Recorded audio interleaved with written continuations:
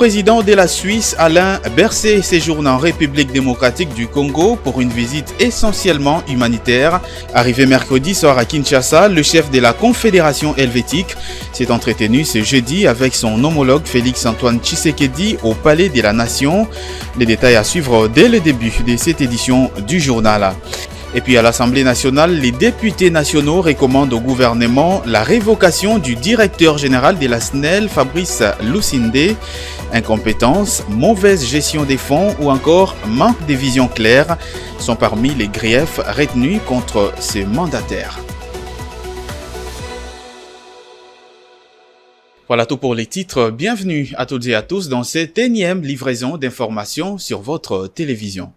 Le chef de l'État, Félix-Antoine Tshisekedi, a eu un tête-à-tête ce jeudi au Palais de la Nation avec le président de la Confédération helvétique, Alain Berset, en visite essentiellement humanitaire en République démocratique du Congo, la coopération bilatérale RDC-Suisse, quelques sujets d'intérêt commun, ainsi que la question relative à l'aide humanitaire au profit des populations déplacées de l'Est étaient parmi les points au centre de cette rencontre.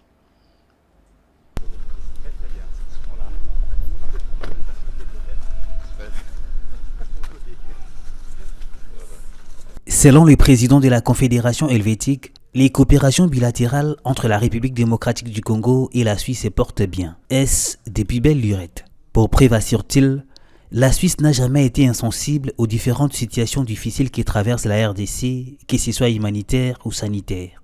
Rappelons que le dernier apport financier suisse en faveur de la RDC s'élève à 25 millions de dollars américains. La relation bilatérale entre la Suisse et la République démocratique du Congo, nous avons une présence, la Suisse a une présence dans votre pays depuis longtemps. On met ici en œuvre de manière conjointe les instruments de la coopération au développement, mais aussi les instruments de l'aide humanitaire, de la politique de la paix, avec la contribution que nous espérons, que nous souhaitons la plus forte possible, pour être aux côtés de la République du Congo pour améliorer dans le fond la situation. C'est très complexe. Mais dans ce cas, ce que je peux vous dire, c'est qu'en 2022, donc l'année passée, ce sont environ 25 millions de dollars que la Suisse a investi pour l'aide humanitaire, aussi pour la promotion de l'accès à la santé, pour la sécurité alimentaire, les questions de gouvernance et d'emploi, et on l'a fait notamment dans les provinces Nord Kivu, Sud Kivu et Ituri. Devant occuper prochainement la tête du Conseil de sécurité des Nations Unies, le président suisse promet de promouvoir notamment la sécurité des populations civiles dans la partie est de la RDC. La protection des populations civiles.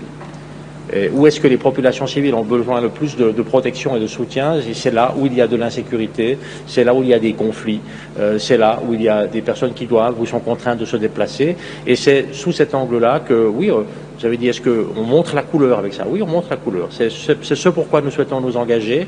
Et il n'y a rien de mieux pour le faire que d'avoir eu des contacts sur le terrain, des échanges, de pouvoir voir les situations pour pouvoir en parler en connaissance de cause. C'est la raison aussi, naturellement, de tout ce déplacement dans l'est du pays dès demain. Cette visite s'achèvera avec une tournée dans la partie est où il s'entretiendra avec des autorités régionales et des organisations partenaires sur des projets soutenus par la Suisse. Et en marge de cette conférence de presse, le président de la Confédération helvétique, Alain Berset, a fait savoir à l'opinion congolaise que les avoirs gelés depuis plusieurs décennies en Suisse appartenant à l'ancien président, le maréchal Mobutu, attendent simplement de la part de la République démocratique du Congo une procédure de demande légale de récupération. On l'écoute à ce sujet. Et à la fin des années 90, le gouvernement suisse a gelé un compte bancaire, a également bloqué les avoirs. C'était une villa ou une maison qui avait appartenu au maréchal Mobutu Sese Seko pour un montant d'un peu plus de 5 millions de dollars.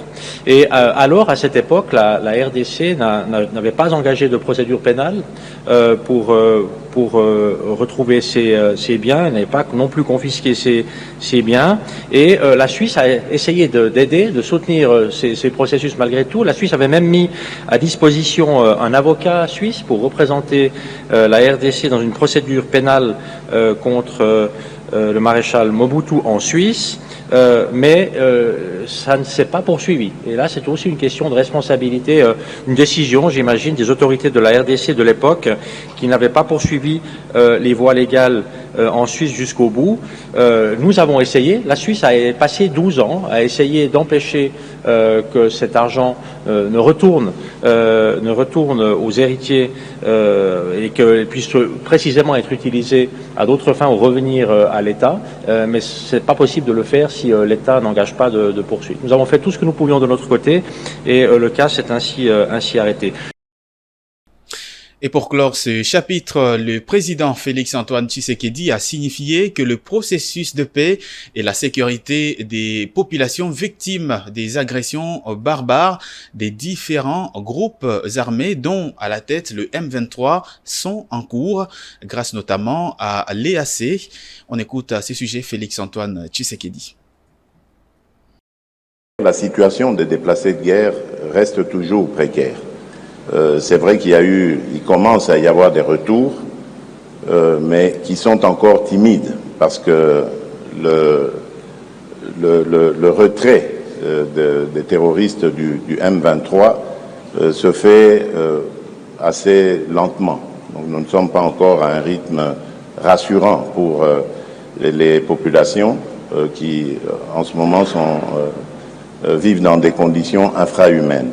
J'aimerais faire une précision et le marteler comme il le faut. Il n'est pas question ici de dialogue politique avec ce groupe. Je le dis et je tiens à le préciser, il n'en sera jamais question. Tout simplement parce que nous savons comment ceux qui nous déstabilisent procèdent. C'est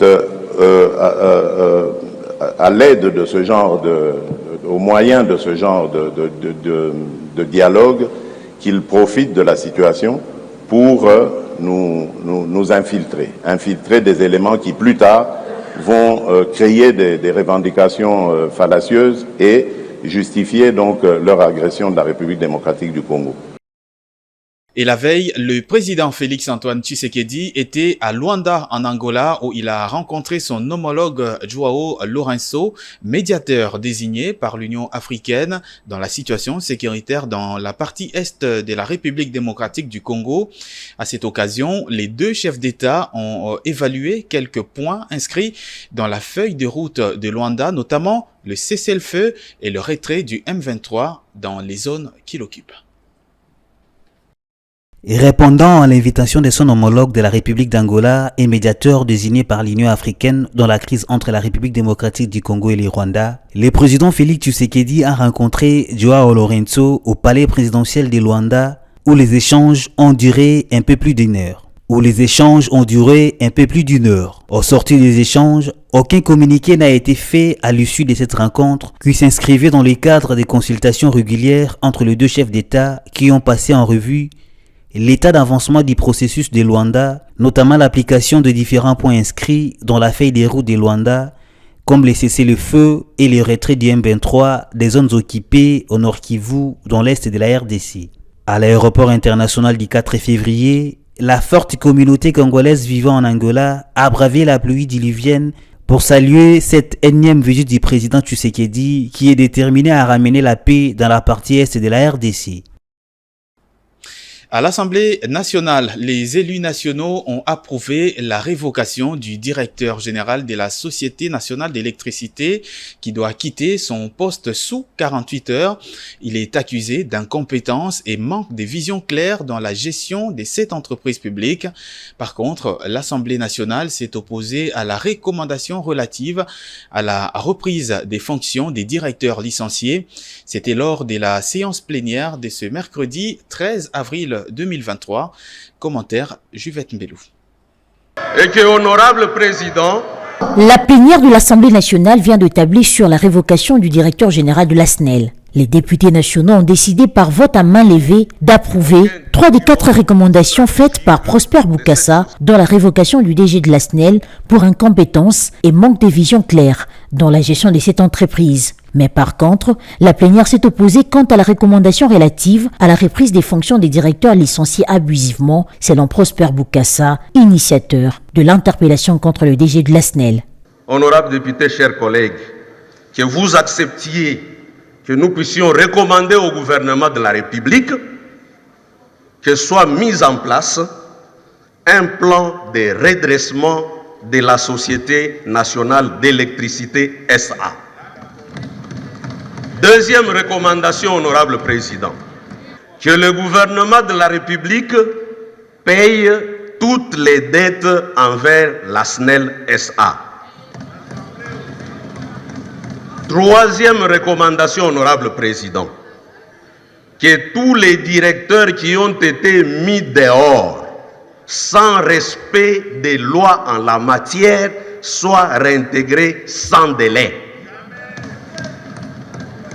Quatrième recommandation, enfin, que dire d'autre que de demander à la représentation nationale d'accepter que nous avons constaté avec nos vues que le directeur de la SNEL SA est incompétent, il est inefficace et que, honorable président, qu'il soit révoqué dans 48 heures de ses fonctions. Signalant par ailleurs que Prosper Boukassa s'est dit non convaincu par les éléments des réponses fournies par le responsable de la SNEL lors des 2 jours de débat. Qu'il soit révoqué dans 48 heures de ses fonctions. Et au-delà des recommandations formulées par l'Assemblée nationale, il y a aussi des griefs retenus contre le directeur général de la SNEL. C'est entre autres un manque de vision claire et une mauvaise gestion des fonds. On écoute à ce sujet le député national Prosper Boukassa, initiateur de cette interpellation. Je note avec déception que le 2G n'a pas ici présent donné le plan directeur de la SNEL SA ni aucun document stratégique de cette société. J'ai noté, honorable président, que les collègues députés, particulièrement ceux de Kinshasa, ils ont dit du haut de cette tribune que tel que les délestages se font ici, particulièrement à Kinshasa, ne constitue ni plus ni moins qu'une incitation à la révolte du peuple congolais. Honorable président, j'ai noté l'autre idée phare, c'est que tous les collègues ont dit qu'il n'y a pas de vision claire dans le chef du directeur général de la SNEL. Comme si cela ne suffit pas, c'est accompagné également d'une gestion calamiteuse des fonds. Que dire encore d'autre? Je suis l'homme le plus heureux, honorable président, ce jour, parce que tout ce que les Congolais racontent sur la rue, nous l'avons amené à l'Assemblée nationale pour que la représentation nationale les traite sans sentiment et qu'on ait des réponses à donner à nos électeurs. Toujours dans ce chapitre, quelques personnalités de la société civile se sont également exprimées sur la décision de l'Assemblée nationale concernant les accusations portées contre le directeur général de la SNEL. Elles ont soutenu la décision justement de la Chambre basse du Parlement et appellent le gouvernement à faire des bons choix dans l'attribution des postes. Des propos recueillis par Philo Chiloba et Jires Lotete. Au terme de l'article 138 de la Constitution, le Parlement, l'Assemblée nationale ou le Sénat a la compétence de contrôler le fonctionnement ou les actes de gestion du gouvernement, mais aussi des entreprises, organismes et services publics de l'État. À l'occasion de ces contrôles, ils peuvent, en termes de conclusion, demander à ce que les responsables de l'entreprise ou les ministres membres d'un département qui seraient jugés être responsables de la mauvaise gestion du bien de l'État ou du service de l'État, on peut demander à ce que ces responsables soient remplacés, c'est-à-dire révoqués de ses fonctions. L'article 12 consacre les principes d'égalité des chances. Mais l'égalité des chances ne peut être réalisée que lorsqu'on est rigoureux dans la sélection, lorsqu'on est rigoureux dans le traitement des candidatures et même dans la sélection, où vous finalisez par dire celui-ci peut être retenu parce qu'ayant un parcours répondant aux critères déjà posés, et donc il est en même d'assumer les charges pour lesquelles nous voudrons les nommer. Il faut sauver cette entreprise-là. Cette entreprise peut donner du travail à beaucoup de Congolais. Cette entreprise est parmi les fleurons de notre économie. Cette entreprise peut nous permettre de dompter même d'autres économies. C'est-à-dire, nous pouvons, le fait que nous soyons en mesure, à même de transporter le courant en traversant l'Afrique ici, jusqu'à plus loin, pour sauver la SNEL, moi je crois qu'il faudrait d'abord placer les personnes qu'il faudrait à la place qu'il faut. Il faut dépolitiser la gestion. Dans le reste de l'actualité, les provinces du Kasaï et du Kasaï central ont bénéficié il y a peu des 12 200 000 $ américains de la Suède pour notamment renforcer la résilience et le système de subsistance durable des petits exploitants agricoles. Un financement qui vise entre autres à créer des opportunités économiques dans le secteur agricole pour la population de ces deux provinces. Jonathan Bakele. Un total de 9 000 ménages des petits exploitants agricoles seront bénéficiaires de ces projets qui visent à créer des opportunités économiques dans les secteurs agricoles pour la population du Kasaï et du Kasaï central. Un projet qui vise notamment à améliorer la façon dont les récoltes sont cultivées et vendues, en réduisant les pertes, en améliorant la transformation et la commercialisation et en créant plus d'emplois et davantage d'opportunités économiques en faveur de femmes, des hommes et des jeunes, façon de leur faire participer au développement. Pour y parvenir, les projets se concentrera également sur la mobilisation des communautés, les initiatives de renforcement des capacités et la construction d'infrastructures. L'accent sera aussi mis sur l'amélioration de la nutrition au niveau communautaire. En 2016, les deux provinces sortaient d'une période de conflits violents qui ont fragilisé les tissus communautaires et le développement économique. Aujourd'hui, bien que la situation se soit stabilisée, la sécurité alimentaire et la cohésion sociale demeurent encore précaires.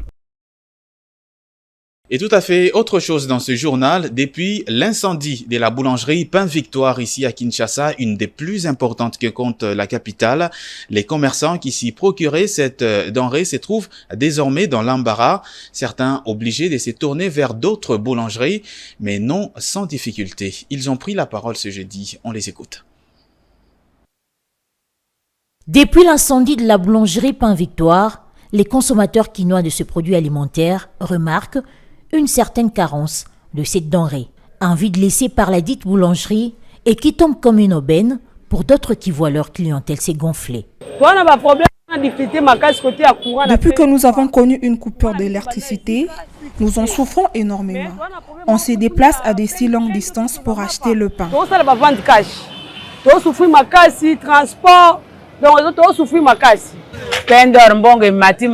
Cette situation de pénurie de pain fait le bonheur de certaines sociétés de panification, car la demande est devenue de plus en plus grande. Et ça fait le bonheur de ces sociétés.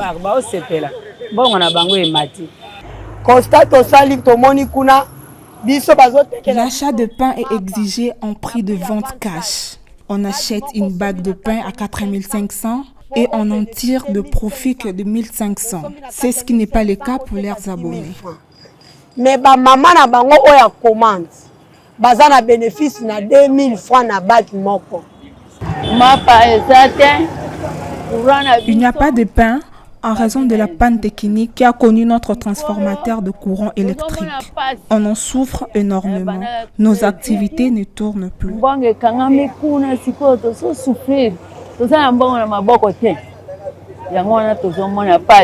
Il est ainsi demandé aux boulangeries encore opérationnelles, non pas seulement d'améliorer la qualité de leurs produits, mais aussi de rendre plus accessible leurs services pour les arrivants.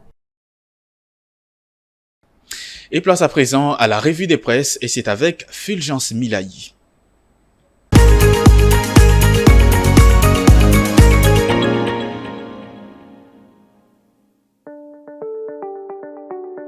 Mesdames et messieurs, bienvenue dans cette rubrique consacrée à la lecture de journaux parus dans la ville de Kinshasa. Pour ce jeudi 13 avril 2023, débutons avec les quotidiens L'Avenir qui titre à sa 6e page « La RDC va abriter la 29e Assemblée Générale de l'Organisation Africaine de Normalisation ». C'est dans le but de rendre compétitifs les produits congolais et africains sur les marchés internationaux que la RDC va accueillir au mois de juillet prochain la 29e Assemblée Générale de l'Organisation Africaine de Normalisation, ARSO en sigle. En mission officielle à Kinshasa, le secrétaire général de l'Organisation africaine de normalisation, Hermogène Tsengimana, a pris part ce mercredi à la réunion consacrée aux préparatifs de cette 29e Assemblée générale de l'Organisation africaine de normalisation, tenue au ministère de l'Industrie. Réunion à laquelle ont pris part le secrétaire général de l'Industrie, Christophe Bitassimwa, le directeur du cabinet du ministre de l'Industrie, Jean Dieudonné KVC, et les experts et membres du comité national de normalisation.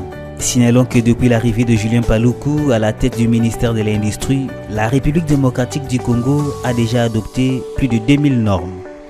Dans la même page, les quotidiens notent les FMI prévoient une croissance de 5,2% de l'économie chinoise en 2023. Les Fonds monétaires international et FMI en sigle a prévu mardi que l'économie chinoise croîtrait de 5,2% en 2023 et de 4,5% en 2024. Nous prévoyons pour la Chine une croissance de 5,2% en 2023, annonce par rapport aux 3% de l'année dernière, a expliqué Pierre Olivier Gourinchas, directeur du département de recherche du FMI, lors d'un point de presse sur le dernier rapport de perspective de l'économie mondiale.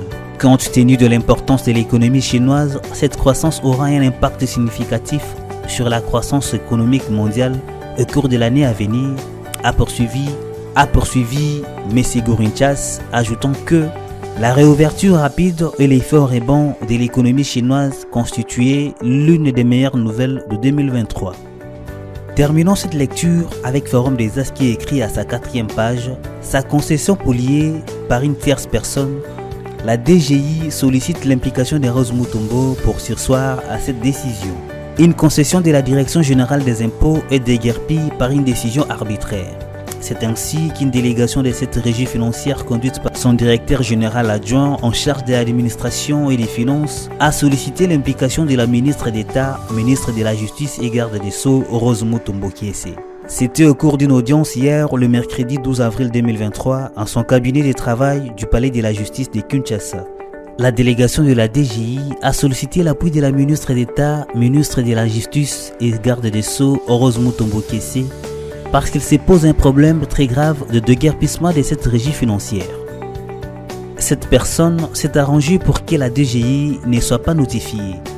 La DGI a été condamnée par défaut et maintenant l'État a été déguerpi dans sa propre concession par un individu qui s'est arrangé avec la complicité de la magistrature pour obtenir un gain de cause. Il n'y a que le ministre d'État, ministre de la Justice et garde des Sceaux qui peut demander la suspension de cette action de déguerpissement, a-t-il fait remarquer. Après nos échanges, la garde des Sceaux a répondu favorablement à cette requête à laquelle elle était sensible. Elle nous a demandé d'écrire officiellement pour qu'elle charge l'inspectorat général de la justice de suspendre l'exécution entamée et faire, si les juges n'ont point bien dit les droits, les cas contraires, envisager la saisine de la chambre disciplinaire. Fin de cette lecture de journaux Paris à Kinshasa. Merci et restez suivre Ecofin Télévision.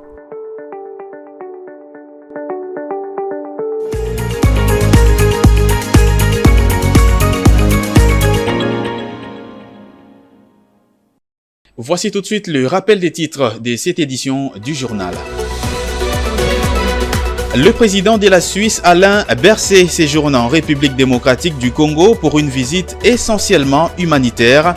Arrivé mercredi soir à Kinshasa, le chef d'État de la Confédération helvétique s'est entretenu ce jeudi avec son homologue Félix-Antoine Tshisekedi au Palais de la Nation.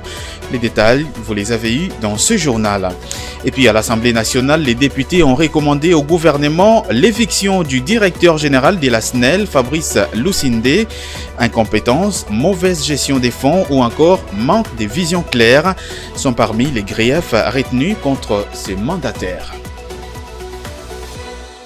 C'est la fin complète de cette édition du journal sur votre télévision. Merci à toutes et à tous de l'avoir suivi et je vous souhaite une excellente suite des programmes sur votre chaîne.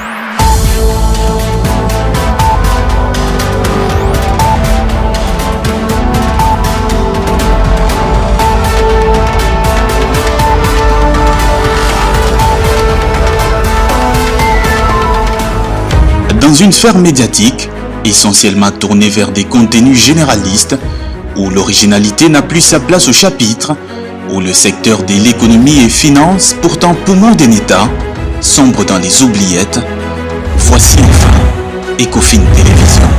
Économie et finance télévision, votre chaîne thématique essentiellement économique, vous offre un contenu original. Nous traitons des questions monétaires, commerciales, énergétiques, minières, pétrolières et environnementales. Notre créneau, vous proposer des informations, des analyses, des perspectives et prévisions économiques. Ecofin Télévision vous permet également de comprendre la coopération entre les États et les institutions, sans oublier l'épineuse question de la dette. Ecofin Télévision, tout savoir sur les investissements, les échanges commerciaux, la balance commerciale et la balance des paiements, le taux d'échange, l'état des lieux de la lutte contre les détournements des finances publiques, la coopération bilatérale ou multilatérale. Ecofin Télévision vous explique comment l'économie nationale est directement liée à l'économie mondiale. Notre particularité fait notre originalité. C'est pourquoi nous disons Ecofin Télévision, mieux que savoir sur l'économie et finance, comprendre.